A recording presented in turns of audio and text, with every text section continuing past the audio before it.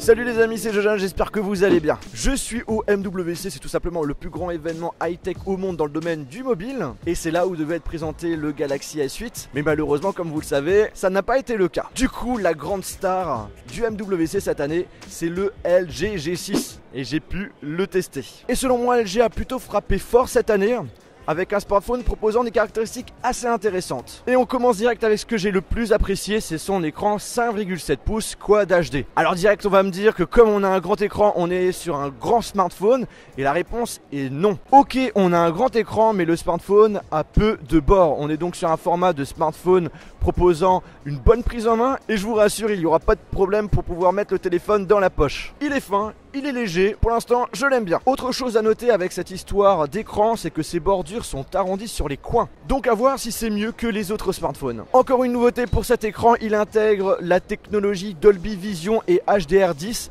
Ça nous permet d'avoir une meilleure diffusion de l'image. Et justement j'ai vu quelques vidéos dessus et je peux vous dire que la qualité est exceptionnelle. Il y a le mec derrière moi qui fait un petit peu le balai, hein, j'espère qu'on va pas l'entendre dans la vidéo.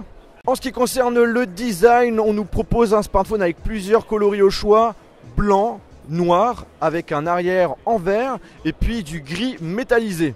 Le gris métallisé est plutôt beau. En termes de beauté, on va pas se mentir, c'est pas le plus beau smartphone du monde, mais il est quand même bien plus beau que le LG G5.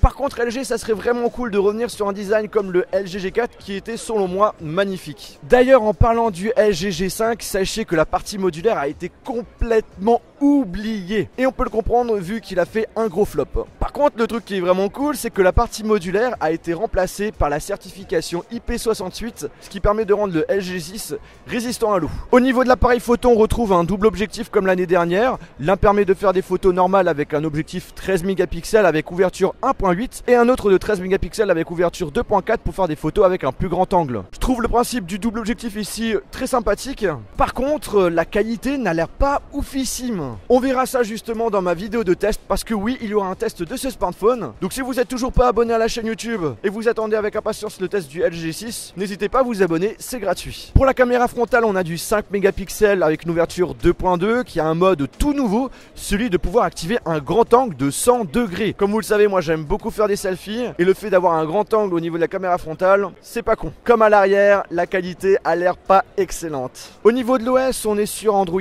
Nougat avec la surcouche de LG qui est franchement extrêmement propre par rapport à ce que j'ai l'habitude de voir chez LG. Et attention, on aura sur ce smartphone Google Assistant, mais il ne sera pas en français. Ça, c'est moins bien. Justement du coup quand vous allez mettre le smartphone en anglais, et bien vous aurez Google Assistant, et si vous mettez le smartphone en français, vous aurez le fameux Google Now. Google Now.